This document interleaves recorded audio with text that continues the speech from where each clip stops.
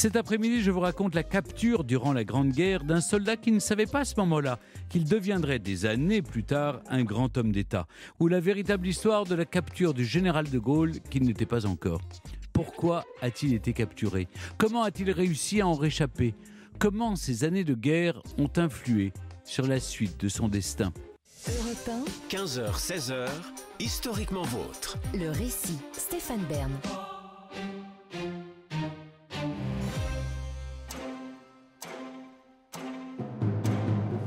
Nous sommes au cœur de la Grande Guerre, en octobre 1916, au fort Neuf-Ingolstadt en Bavière.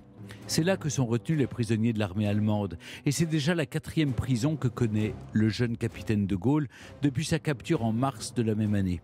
Il faut dire que ce grand jeune homme de 25 ans, à l'allure dégingandée, donne du fil à retordre. Il s'est mué en un véritable lion en cage, et il n'en est pas à sa première tentative d'évasion. Mettant au service de sa liberté future ses capacités de stratège militaire hors pair, il a minutieusement fomenté plusieurs plans. Avec la complicité d'autres prisonniers, il a collecté des outils, s'est renseigné sur les allées et venues de leurs geôliers et sur la structure même des lieux où il était retenu. Il a même creusé des tunnels, mais peine perdue. Jusque-là, aucun de ses projets d'évasion n'a abouti. Cependant, malgré les brimades et la confiscation de ses effets, le jeune de Gaulle recommence et recommence encore, inlassablement. C'est que cette captivité lui pèse terriblement. Quand il écrit à sa famille, Charles parle de lamentable exil. Il ronge son frein comme un cheval furieux, observe, s'instruit, continue de lire et de se renseigner sur l'état de la guerre. Mais pour cet ambitieux jeune homme qui ne voyait pour la France qu'une seule issue possible, la victoire, cette situation est insoutenable, il veut combattre. Qu'à cela ne tienne, cette fois, c'est la bonne.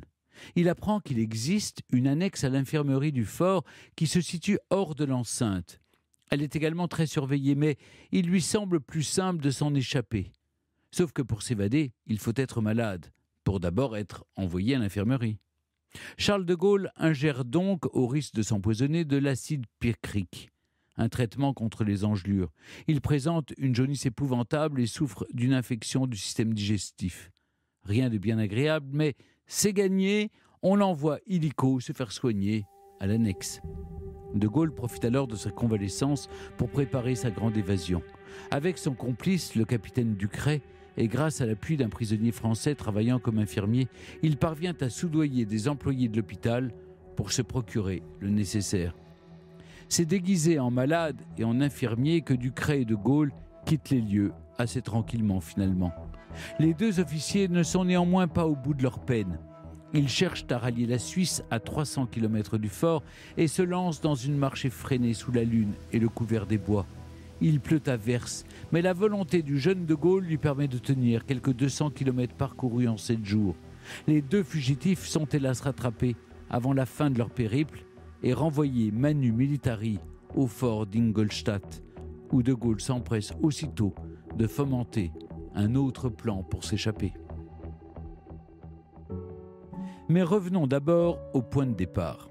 Charles-André-Joseph-Marie de Gaulle naît le 28 novembre 1890 à Lille dans une famille catholique et très patriote. Son nom, qui semble le lier de façon évidente à la France et à son histoire, serait en réalité une déformation du néerlandais de Waal.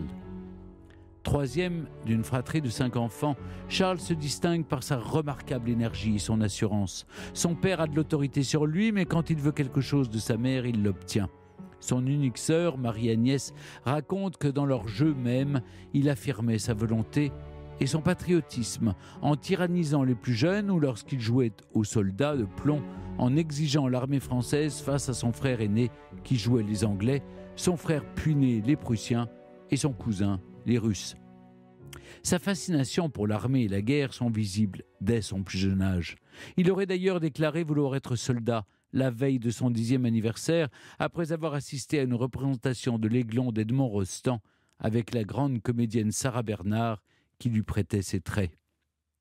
Mais il n'est pas le seul petit garçon de sa génération à être obsédé par l'armée, et plus spécifiquement par la reconquête de l'Alsace et de la Lorraine, perdue à l'armée prussienne en 1870. Cette défaite militaire que le père de Gaulle lui raconte en détail le marque durablement. En 1905, Charles a 15 ans et écrit une revanche française fictive menée par un général de Gaulle, oui déjà, dont il exalte la grandeur. Ce récit nommé Campagne de France se situe en 1930 et témoigne, à ceux qui en doutaient encore, de l'assurance passionnée de Gaulle qui se projette déjà en grand chef militaire. En 1906, après son baccalauréat, De Gaulle se dirige tout naturellement vers Saint-Cyr, école militaire emblématique dont la popularité est pourtant en baisse. De nombreux scandales, dont l'affaire Dreyfus, ont en effet fait perdre crédibilité et popularité à l'armée. Mais qu'importe, De Gaulle prépare le concours avec sérieux et est admis en 1909, dès sa première tentative, mais de justesse. Quoi qu'il en soit, il se fait vite remarquer par ses camarades et supérieurs. On le surnomme le connétable, un nom médiéval qui désignait alors le chef des armées. Et ce n'est pas pour déplaire à De Gaulle, mais son allure et sa froide intelligence, qu'on reçoit sans doute à raison comme de la condescendance, lui valent aussi d'autres surnoms moins flatteurs, comme le dindon ou la grande asperge.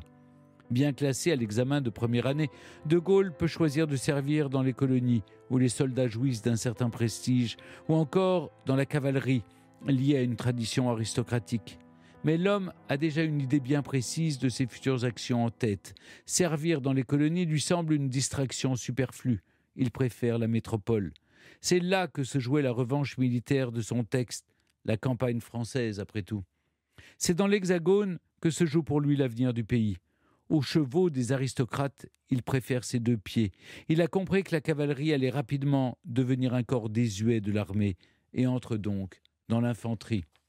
Il rejoint Arras et sert sous un certain colonel Philippe Pétain. Entre le jeune De Gaulle, en début de vingtaine, et l'officier d'une 50aine d'années, qu'on surnomme Précy le Sec, une connivence s'établit bien vite. Les 2 hommes ont en commun une volonté de faire et des idées bien à eux, qui vont parfois à l'encontre de la doctrine officielle.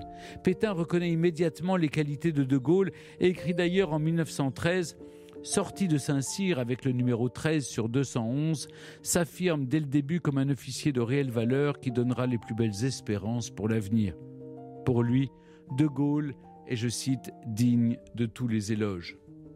Subalternes et supérieurs s'opposent néanmoins sur un point précis, qui résume de façon symbolique leurs caractères respectifs. Pétain veut privilégier une approche prudente en limitant les coups humains grâce à un usage accru des tirs à distance des armes à feu. De Gaulle, quant à lui, ne jure que par l'offensive. Il y appelle même les recrues dont on lui a confié l'instruction en 1912. Il recommande en effet à l'un d'entre eux de n'avoir en tête qu'une seule idée, marcher en avant, marcher à l'assaut. Charles de Gaulle, s'il ne partage pas toutes les opinions tactiques de Pétain, n'en développe pas moins un grand respect pour ce chef indépendant qui en impose, lequel ne se soucie par contre pas vraiment de l'opinion de ce sous-lieutenant fougueux, aussi prometteur soit-il. Un autre point commun plus léger lié à l'époque de Gaulle et Pétain, leur amour des femmes. Ils en parlent tout le temps et se disputent même la même conquête. Pour l'heure, de Gaulle est tenu en échec par son maître.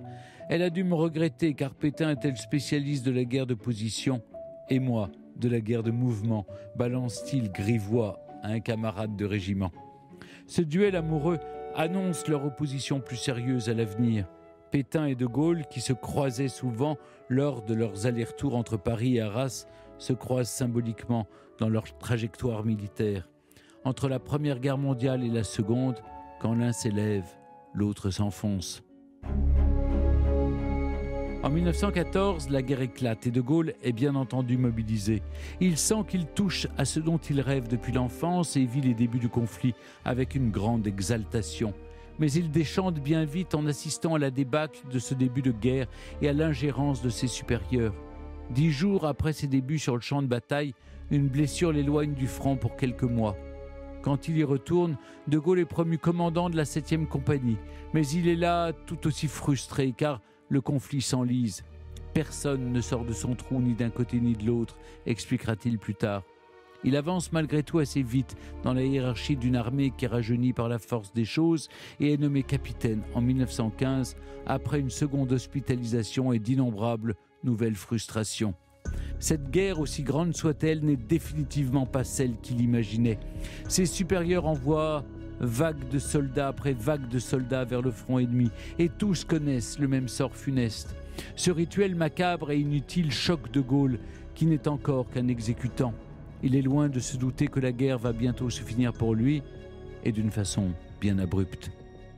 Son régiment arrive à Verdun, à la fin du mois de février 1916. Envoyé en reconnaissance sur la première ligne des tranchées, où il doit prendre la relève avec ses hommes, De Gaulle identifie plusieurs failles dans leur défense et en fait part à ses supérieurs.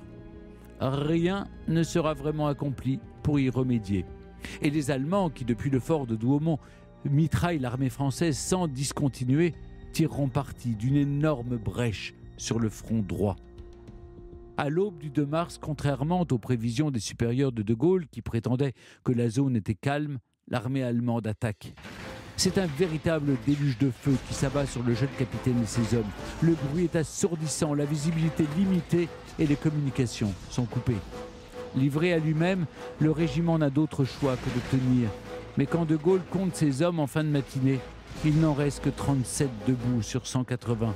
L'ennemi multiplie les assauts, ne laissant aucun répit aux survivants qui se retrouvent bientôt divisés en deux et pris en tenaille par les Allemands qui exploitent la brèche du front droit.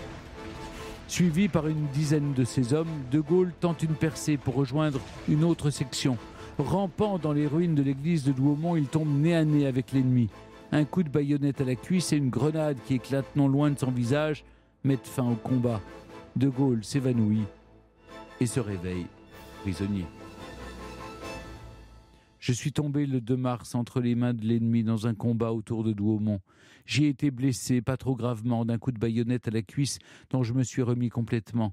Mais tu jugeras de ma tristesse de finir ainsi la campagne, écrit De Gaulle à sa sœur. Charles de Gaulle minimise là sa souffrance pour rassurer celle qu'il a cru mort pendant quelques jours avant qu'on apprenne sa capture par les Allemands. Pétain, qui prononce l'éloge funèbre de De Gaulle alors qu'il est tenu pour mort, présente une version plus spectaculaire de l'histoire. Écoutez plutôt. Le capitaine De Gaulle a enlevé ses hommes dans un assaut furieux et un corps à corps farouche. Seule solution qu'il jugeait compatible avec son sentiment de l'honneur militaire est tombé dans la mêlée, officier hors pair à tous égards. Ce récit, aussi glorieux que faux, et qui n'a pas été répandu du fait de De Gaulle lui-même, sera utilisé plus tard par ses détracteurs lors du 50e anniversaire de Verdun. Démontrant aisément la fausseté de cet éloge militaire excessif, ils réinventeront une troisième version de l'histoire où le pleutre De Gaulle aurait soulevé le drapeau blanc à peine la bataille entamée. Une histoire qui semble un brin fantaisiste quand on connaît la nature belliqueuse du personnage qui minimisait maladies et blessures pour rester le plus possible au plus près du combat. Reste que De Gaulle n'assiste à la suite des événements que de loin, là où son ancien maître Pétain s'illustre enfin. Charles de Gaulle passe donc 32 interminables mois de captivité, rythmés par 5 tentatives d'évasion. Car il semble que rien ne puisse ôter au général sa pugnacité et son désir de se battre pour la France. Après un court séjour à l'hôpital militaire de Mayence, De Gaulle est transféré au camp d'Osnabrück près des Pays-Bas. Les conditions de captivité ne sont pas trop dures là-bas. Il peut se promener aux alentours sans surveillance. Son esprit s'active déjà et il se fait vite repérer. On le soupçonne, à raison, de chercher à s'échapper. Pour prévenir cette fuite, on le transfère en Lituanie, au camp de Chusine, où sont détenus d'autres officiers qui, comme lui, ne tiennent pas en place. Là, les conditions de captivité sont plus vétustes. Le toit fuit, les paillasses sont en copeaux de bois et on leur sert la soupe dans des seaux de toilette. De Gaulle sympathise avec 2 co-détenus, en particulier le lieutenant Roederer, qui parle russe et s'avère être un ingénieur spécialisé dans les tunnels. Avec ce double avantage qui leur permet de communiquer avec les prisonniers russes et de concevoir une sortie anticipée par la voie du sol, ils commencent aussitôt à fomenter un plan d'évasion. Ils tournent court, hélas, car leurs gardiens allemands découvrent un trou dans le mur. Ils n'identifient pas les coupables et châtient tout le monde. De Gaulle attend son heure. Pour lui, l'évasion est un devoir patriotique et son odieuse captivité lui pèse chaque jour davantage. Il en souhaiterait presque que la guerre continue pour avoir une chance d'enfin porter un coup à l'ennemi. En prison, il n'est plus rien. Envoyé à Ingolstadt, en Bavière, en 1916, De Gaulle est plus étroitement surveillé que jamais. Ses geôliers connaissent ses antécédents, mais comme je vous le racontais tout à l'heure, il ne lui faut que 5 jours pour tenter une évasion qui rencontre un début de succès. Avec son empoisonnement à l'acide picrique, il accède à l'hôpital en annexe du fort où il parvient à s'échapper. Rattrapé après 7 jours, il fait mine de s'assagir pour mieux réfléchir au plan suivant. Charles de Gaulle parvient à se faire transférer à Rosenberg en juillet 1917. Il paraît que les conditions de détention y sont moins rigoureuses. Aussitôt sur place, le soldat procède comme à l'accoutumée, rassemblant des alliés parmi ses codétenus, examinant le lieu et ses failles. La première tentative le fait descendre avec une corde de fortune le long de la paroi rocheuse vertigineuse sur laquelle est érigé l'ancien château médiéval de Rosenberg. Il est attrapé avec ses camarades après 10 jours de marche. Une seconde tentative suit de près celle-là. Avec un camarade, il descend avec une corde dans la cour intérieure de la prison, portant moustache postiche, lunettes et vêtements civils. Les 2 captifs sortent d'abord sans attirer de soupçons, mais l'alerte est vite donnée et on les rattrape alors qu'ils s'apprêtaient à monter dans un train une vingtaine de kilomètres plus loin. Frustré, De Gaulle insulte ses gardiens et est condamné à une peine d'enfermement à Ingolstadt. Il est rapidement transféré au fort Prinz Karl suite à la dissolution de son fort d'Ingolstadt, puis au camp de Wülzburg, où, dit-il, l'ennemi avait pris pour notre garde des dispositions telles qu'on ne pouvait guère penser à sortir que par la porte. C'est effectivement par la porte qu'il s'enfuit en habit de civil avec un codétenu complice déguisé en soldat allemand. De Gaulle est rattrapé et fait une autre tentative en se cachant cette fois dans le panier à linge. On le capture encore avant qu'il n'atteigne la gare. Ce Monte Cristo multirécidiviste fait là sa dernière tentative, car nous sommes à présent en 1918, l'armistice est en vue et il est question d'échange de prisonniers et de transfert en Suisse. De Gaulle se désespère de sa situation auprès de sa mère. Il craint pour sa carrière brisée par cet emprisonnement. Pour preuve, ces quelques mots qu'il lui a adressés. « Je suis un enterré vivant », lisant l'autre jour dans quelque journal le qualificatif de revenant appliqué à des prisonniers rentrés en France, je l'ai trouvé lamentablement juste. Pour tromper sa frustration dans ces différents lieux de captivité, De Gaulle lit tout ce qu'il trouve, écrit, et avec l'aide de codétenus qui récupèrent des journaux locaux, il se tient autant qu'il peut au courant des avancées de la guerre. Le capitaine en fait même des exposés à ses codétenus. Comme à l'époque où il enseignait à de jeunes recrues, il diffuse ses idées sur la guerre à travers ses conférences. Il dresse même un bilan des opérations, où il se permet de juger les bévues de ses supérieurs sans crainte pour la suite de sa carrière. Il faut dire qu'à seulement 26 ans, il est un orateur exceptionnel et dispose d'une autorité certaine sur ses camarades de prison.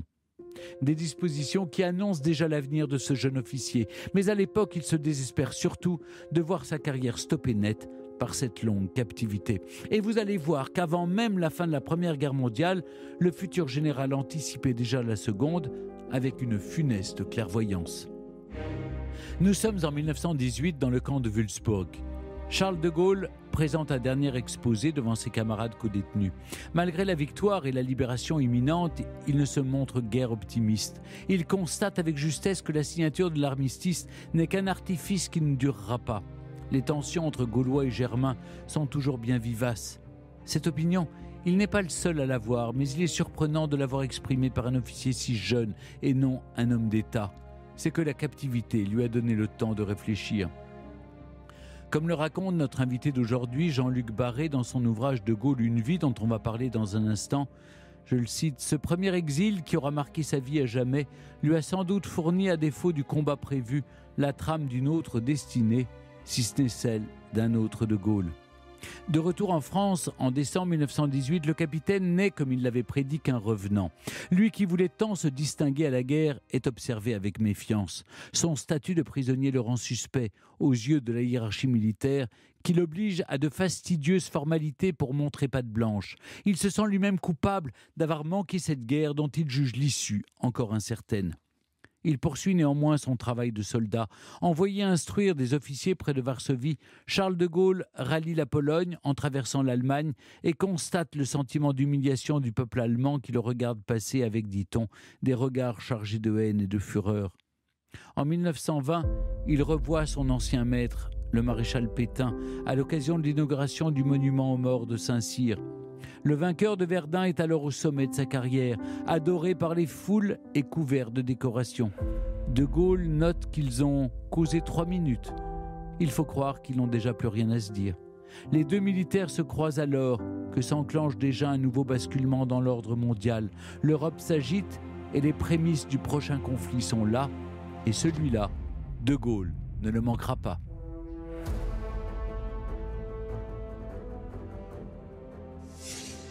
Europe 1, historiquement vôtre. Merci Jean-Luc Barré d'être toujours avec nous sur Europe 1. En quoi, selon vous, cette guerre et la frustration qu'elle a engendrée par sa captivité ont renforcé chez Charles de Gaulle sa détermination pour devenir ensuite le général que l'on connaît aujourd'hui ? Pour lui, sa carrière, sa destinée, c'est celle d'être l'équivalent de Dumouriez, de Hoche, de Turenne. Il veut être un grand soldat. Et donc, c'est évidemment un échec. Il s'attend à faire une guerre dont il va sortir glorifié, honoré, un grand capitaine, et il sera prisonnier simplement. Donc c'est un basculement tragique. Je pense qu'on ne peut pas comprendre De Gaulle si on ne voit pas qu'à ce moment-là, c'est pour ça que je l'ai longuement développé dans mon livre ces 5 années, tout s'effondre dans ses projets, dans ses rêves. Il devient extrêmement lucide, lui qui se destinait, encore une fois, à une carrière, seulement une carrière militaire, et pas autre chose, pas une carrière d'homme d'État, il n'imagine pas d'être président de la République, ni quoi que ce soit. Subitement, tout est remis en cause, et à ce moment-là, il fait son expérience, en réalité, d'homme d'État. C'est-à-dire qu'il est très lucide sur l'armée, et donc là, il fait son apprentissage, non pas de soldat, mais d'homme d'État. Mais qu'est-ce que la Grande Guerre et sa longue claustration endurée lui ont appris ? Est-ce qu'il en a tiré à son corps défendant des leçons, à la fois pour la suite de sa carrière et sa vision de l'armée et parce qu'il écrira beaucoup sur l'armée française. D'abord, il a vu à ce moment-là s'effondrer ce qu'était peut-être la grande nation française, qui après, bien sûr, il y a l'autre guerre durant laquelle il va faire en sorte que la France soit à nouveau présente dans la guerre, mais il voit quelque chose qui s'effondre, l'Europe s'effondre d'une certaine manière. Il n'avait absolument pas prévu ça. Cet homme qui est un visionnaire, et je montre tout au long du livre à quel point il a des visions, il n'a pas vu du tout, personne n'a vu d'ailleurs, que cette guerre allait être une effroyable boucherie. Donc il voit cela, il voit les limites aussi d'ailleurs de sa propre idée de l'armée, il voit les limites de ses généraux, il voit même sur Pétain, il est extrêmement lucide naturellement, Verdun n'est pas quelque chose qui lui plaît, et en même temps, l'offensive, il était l'homme de l'offensive, De Gaulle, et l'offensive, c'est une boucherie permanente. C'est-à-dire que et la guerre d'usure, on n'en finit pas. Donc, on est coincé entre deux stratégies. Il voit aussi le fait que la guerre prochaine est là, qu'au fond, cette guerre ne va rien régler. C'est un bouleversement qui le surprend, mais qui va bouleverser aussi sa propre vie, sa propre vision de la France, sa propre vision de l'Europe. Et ce qui est extraordinaire, c'est que dès 1918, même à la fin de 1917, il annonce la guerre suivante. Et il voit que cette guerre ne va rien régler, parce que cette guerre, au fond, ne peut rien régler. S'ajoute à ça la révolution bolchevique. Quantité de choses qui vont arriver, qui vont en fait le déstabiliser lui-même dans sa vision, la vision qu'il s'était faite du conflit. Jean-Luc Barré, vous publiez De Gaulle, une vie, l'homme de personne. Le tome 1 est consacré aux années 1890-1944. Pour cette entreprise aussi vertigineuse que celle de retracer la vie du général, vous expliquez en préambule, vous êtes appuyé sur des données originales et inédites. Sur quelles archives, notamment, ouvertes enfin, vous vous êtes appuyé ? Alors j'ai été le premier, grâce à l'amiral de Gaulle d'ailleurs, à avoir accès aux archives de la famille et aux archives que le général de Gaulle lui-même avait rassemblées. C'était des centaines de milliers de documents qu'il avait rassemblés pour écrire ses propres mémoires. Tout ça était resté à Colombey, et quand le général, peu avant de mourir, il avait dit à son fils tout ça doit être ouvert le plus tard possible. Et donc ça a été ouvert. En réalité, ça m'a été ouvert en 2003 pour un premier livre, mais à l'époque, j'étais loin d'avoir exploré la totalité. Et donc, c'est une mine considérable, parce que c'est une mine de rapports, de notes, de lettres, certaines étant restées inédites, de documents à noter. Et puis, autre chose que j'ai pu exploiter, ça, c'est un document très original que j'ai pu exploiter dans le cadre de la préparation de la Pléiade, c'est ce qu'on appelle les repentirs, c'est-à-dire dans les mémoires, tout ce qu'il avait enlevé et qu'on a retrouvé. Et c'était très intéressant, très significatif. Souvent, par exemple, c'est dans une autre partie de sa vie, mais il raconte le dernier voyage qu'il a fait à Londres quand il est allé voir Churchill. Alors, premier jet, il dit, Churchill m'a dit, avant de partir, amitié. Et puis De Gaulle corrige. Et il transforme ça en disant, Churchill m'a dit, vive la France. Ce qui n'est pas du tout la même chose, évidemment. Donc il a réinventé l'histoire. Et donc souvent, il y a une reconstruction qui s'opère, mais ce qui était très intéressant, c'est de voir le premier jet, qui est souvent d'ailleurs la marque de quelque chose de très rare chez De Gaulle, qui est la sensibilité. C'est-à-dire dans ses mémoires, il bride beaucoup cette sensibilité, et j'ai observé par exemple qu'un mot, d'ailleurs qui a un lien avec ce que vous venez de dire, important chez lui, mais souvent qu'il efface, mais qui est quelque part, qui reste là, c'est le mot chagrin. Le mot chagrin, c'est un mot presque d'enfant, et De Gaulle parlait souvent de son chagrin pour la France. On l'a vu, Charles de Gaulle cultive depuis son enfance une passion pour les faits militaires et pour l'armée. Peut-on se l'expliquer par le cercle familial dans lequel il a évolué ? On le sait, il était dans une famille où on lui a inculqué les valeurs plutôt de patriotisme catholique, plutôt monarchiste d'ailleurs. C'est ça. Son père était monarchiste, sa mère était monarchiste. Je ne dirais que lui ne l'a pas été, mais tout de même imprégné de cela. Le sentiment de la continuité historique chez De Gaulle, c'est-à-dire que c'était un disciple de Barrès. Et pour Barrès, si vous voulez, contrairement à Maurras, l'histoire de France incluait aussi la Révolution. Pour Maurras, elle s'arrêtait à la monarchie. Et donc lui, il est tout à fait pénétré des valeurs de la famille. Il y a évidemment quelque chose qui le marque beaucoup et qui va être déterminant pour sa carrière de soldat. Il est le seul d'ailleurs à devenir soldat de la famille. C'est le fait que son père, Henri de Gaulle, n'a pas pu, à cause de la guerre de 70, faire une carrière militaire.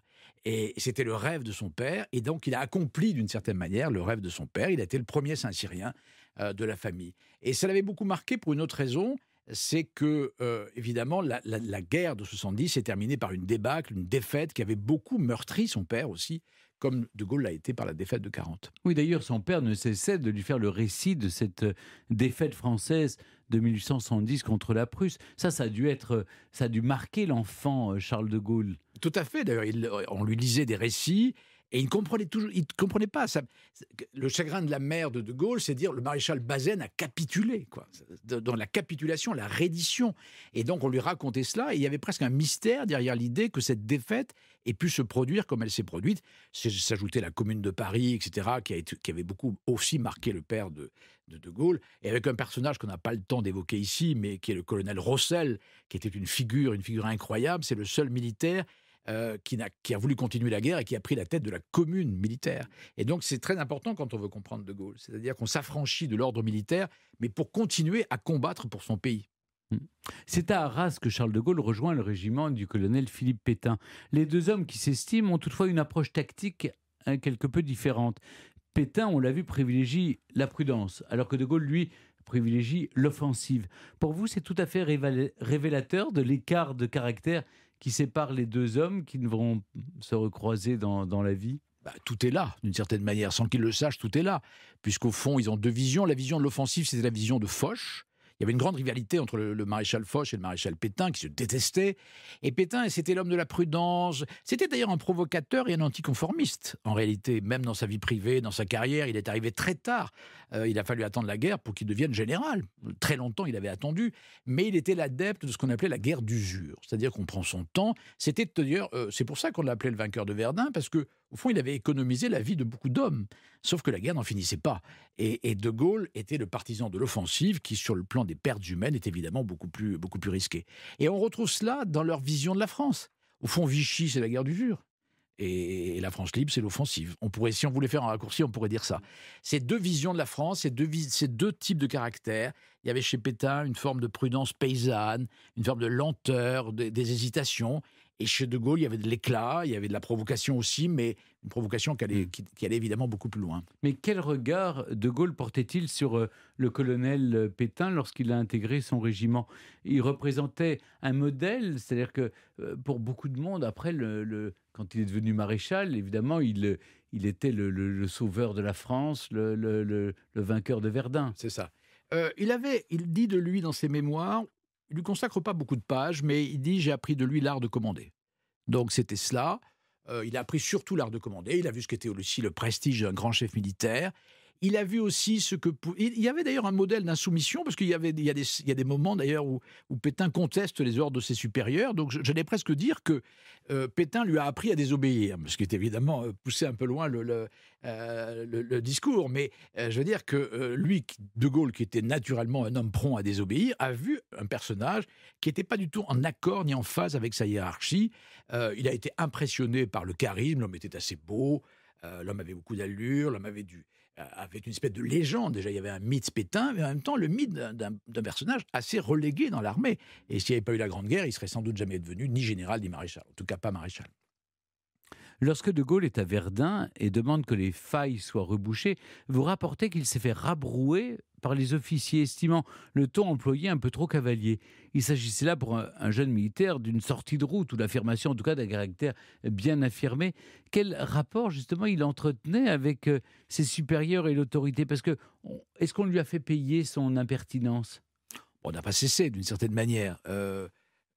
Rapport exécrable, globalement. Il prend tout le monde de haut, il a une conscience extrême de sa valeur.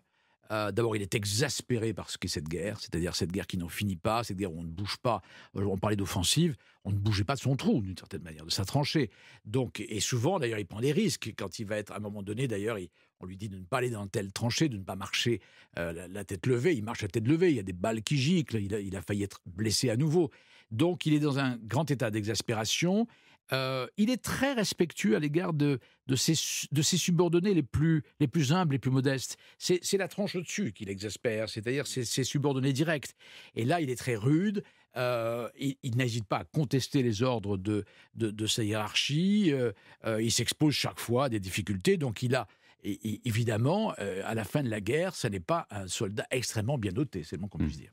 Dans votre biographie, vous soulignez combien Charles de Gaulle n'éprouvait, je vous cite, que dégoût, colère, amertume face à sa condition de détenu.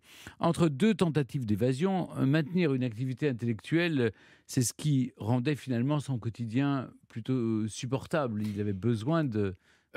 Il y avait des conférences. Alors, les conditions des prisonniers durant la Grande Guerre, dans les prisons allemandes, évidemment, et sans comparaison, il n'y a même pas de comparaison possible avec ce que seront les conditions, évidemment, de la Seconde Guerre mondiale. C'était des conditions. Il y a un grand respect des règles de la guerre. Donc, il y avait, à ce moment-là, dans ces prisons, la possibilité de faire des conférences. On accédait aux bibliothèques. Il y avait même la possibilité de dire un peu la presse allemande. Donc, ils étaient au courant de ce qui se passait. Et on les autorisait à faire des conférences. Et De Gaulle, à ce moment-là, qui est un orateur né, mais qui est un homme de grande culture, qui a lu énormément, qui a une grande facilité, qui aime écrire, va faire des conférences. Ce qui est extraordinaire quand on les lit aujourd'hui dans les lettres de nos carnets, on se dit mais c'est pas possible, elles ont été écrites, etc. Et souvent, il les apprenait par cœur, comme d'ailleurs il a appris par cœur ses conférences de presse. Conférences de presse extraordinaires. On a l'impression, mais tout ça a été appris par cœur. C'est une génération qui apprenait par cœur la poésie, qui apprenait beaucoup de choses par cœur. Et donc là, il fait des exposés qu'on peut lire aujourd'hui, qui sont magistraux, dans lesquels souvent, alors évidemment, qui fascinaient, qui passionnaient les quelques dizaines là de camarades de captivité, où il leur apprenait l'art de la guerre, où il leur parlait de Napoléon, où il leur parlait de stratégie, mais où il dénonçait aussi les erreurs des supérieurs, les erreurs des stratèges au plus haut niveau, disons que critiquant telle ou telle décision. Tout ça restant finalement en vase clos. Enfin, ça se savait. Et puis commentant aussi l'actualité à venir. Et c'est ainsi qu'il va parler effectivement de la suite de la guerre, de plus en plus pessimiste. D'ailleurs, curieusement, plus la victoire approche et plus il est pessimiste. On l'a vu, autour de Gaulle s'est créé un cercle d'auditeurs auprès desquels il délivrait ses visions stratégiques, politiques. Et lorsqu'il tentait de s'évader, il y avait toujours, étrangement, autour de lui, toujours des co-détenus qui étaient prêts à devenir ses complices et à l'aider à franchir les étapes. Alors, de quelle qualité il disposait pour être aussi estimé alors, il menait les hommes, c'est un meneur d'hommes. C'est un meneur d'hommes. C'est un meneur d'hommes, c'est-à-dire qu'il a un ascendant immédiat sur tous ses camarades, il a une ténacité que les autres n'ont pas forcément, il a une volonté de faire. C'est pas un personnage extrêmement, encore une fois, accessible. Il y a une forme de distance terrible chez lui, mais en même temps, ce sera toujours ça au fond. Il impressionne par son caractère, par cette espèce de détermination qui est en lui, et tout cela, et cette capacité d'avoir sur les autres une véritable emprise. Mais il a autour de lui d'ailleurs des personnages qui ne sont pas des personnages mineurs, notamment, on n'a pas parlé du futur maréchal Tukhachevski, qui fait partie de ses camarades de captivité, ça va être le futur chef de l'armée rouge quand même.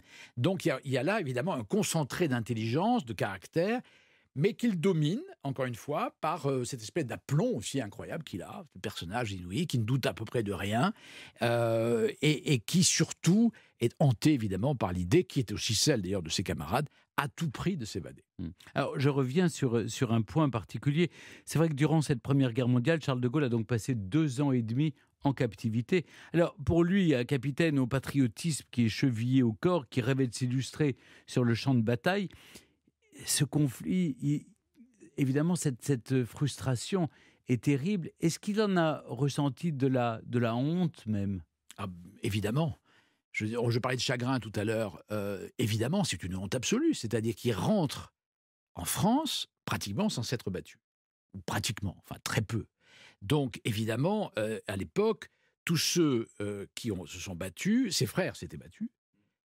Non, lui, il ne s'est pas battu parce il n'a pas pu se battre. C'était pas sa volonté. Il n'empêche que le résultat était là. Et ils étaient suspects d'une certaine manière.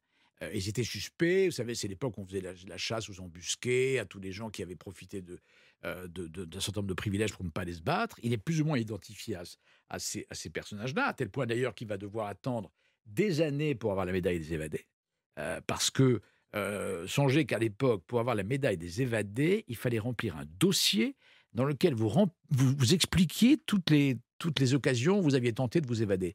Et c'est sur la foi de ce dossier que vous pouviez avoir la médaille des évadés. Donc vous ne pouvez pas comprendre De Gaulle si vous ne... D'abord, l'humiliation est une clé essentielle pour le comprendre. Il y a l'orgueil et l'humiliation. L'humiliation, c'est la Grande Guerre. L'orgueil, c'est de sortir de là en devenant ce qu'il va devenir, c'est-à-dire un intellectuel au fond, un général, bien tard d'ailleurs, un militaire, mais qui jamais ne retrouvera sur le champ de bataille l'occasion de s'illustrer. Vous l'avez un petit peu dit, mais c'est vrai qu'il voyait dans l'armistice un artifice. Il considérait d'ailleurs que c'était sans doute une erreur, à la fois politique et militaire, non? Oui. Alors, celui d'ailleurs, pour l'anecdote, qui était totalement contre l'armistice de 1918, c'est le maréchal Pétain. C'est très curieux quand on connaît la suite. On ne peut pas dire que De Gaulle était contre l'armistice. Il dit à un moment donné, en effet, il dit cet armistice ne règle rien. Donc, c'est pas qu'il soit contre, c'est que, au fond, pourquoi on fait l'armistice en 1918? Clémenceau, on peut lui reprocher beaucoup de choses à Clémenceau, notamment d'avoir bâclé la fin de la guerre, mais en même temps, tout le monde en avait assez. C'était des millions de morts, enfin c'était des deux côtés. Donc il y avait l'espèce de désir d'en sortir une fois pour toutes, et on en sort très mal, puisque ce que constate De Gaulle, c'est que l'Allemagne n'a pas été battue, en réalité, sur son terrain, c'est-à-dire, contrairement à 1945, où la guerre s'est terminée à Berlin, là elle se termine en France, on n'entre pas dans le territoire allemand, ce qui fait que, et il y a un livre d'ailleurs très intéressant qui va publier son premier livre, qui s'appelle La discorde chez l'ennemi, en 1925, où il analyse les causes de la défaite allemande, et il analyse aussi les raisons pour lesquelles l'Allemagne, au fond, a toujours considéré qu'elle n'avait pas été battue. Et ça, c'est la raison pour laquelle il dénonce d'une certaine manière cet armistice, pas dans les mêmes termes évidemment, que la suivante. La suivante est un armistice politique, au-delà du fait qu'elle est militaire. Là, c'est le constat d'un échec. De toute façon, rien n'est réglé par cette fin de la guerre.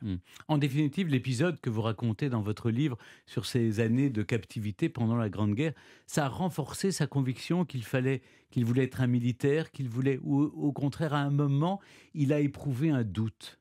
Moi, je pense qu'il a fait, d'une certaine manière, il a tiré un trait sur cette carrière militaire telle qu'il imaginait. Songez quand il a 15 ans, il pense qu'en 1930, il va libérer la France. En 1930, il ne libère rien du tout, de toute façon, parce que la France n'est pas occupée, et qu'on ne peut même pas dire qu'il a libéré la France en 1940. Bon. Donc, il est en but, surtout, à toute la hiérarchie militaire, parce qu'il a compris une chose, à partir de 1925-1926, c'est qu'on n'a plus les moyens même de gagner la prochaine guerre. Et donc, il est désavoué. Et là, progressivement, il prend ses distances avec l'armée. Bien sûr, il pense qu'il peut encore être un soldat. La prochaine guerre, il va se battre. Il va se battre très peu de temps. Mais je pense que l'homme d'État est déjà en lui. Et ce qui est très intéressant, ce que j'essaie de montrer dans ce livre, c'est le moment où il s'approche de la politique. Il s'approche du pouvoir. Il voit des hommes politiques de plus en plus de tous bords, d'ailleurs de gauche comme de droite. Et il va d'ailleurs apprendre aussi les limites du nationalisme avec des gens d'extrême droite qui sont des nationalistes, mais qui vont approuver Munich, la conférence de Munich, où on cédera tout à Hitler. Donc il devient de plus en plus lucide aussi sur ce qu'est la classe dirigeante. Et donc il va s'intégrer d'une certaine manière, dans son idée en tout cas, à la future classe dirigeante. Merci beaucoup Jean-Luc Barré de nous avoir accompagnés cet après-midi dans Historiquement Vôtre pour retracer la véritable histoire de la capture du général de Gaulle avant qu'il ne devienne l'homme d'État qu'il est devenu. Pour tout connaître de sa vie, je vous recommande chaudement, chers auditeurs, la lecture de De Gaulle, Une vie, l'homme de personne. Le tome 1 est consacré aux années 1890-1944. C'est publié chez Grasset. Le tome 2, c'est pour quand ? Printemps 25. Printemps 25. Très bien. Lui, il s'appellera Le Premier des Français. Parfait. De toute façon, Mais l'homme de personne, déjà. L'homme de personne est déjà assez épais. On a un an pour le lire. C'est ça, voilà. Vous avez le temps. Merci beaucoup. À vous. Historiquement vôtre sur Europe 1 et en podcast sur europe1.fr.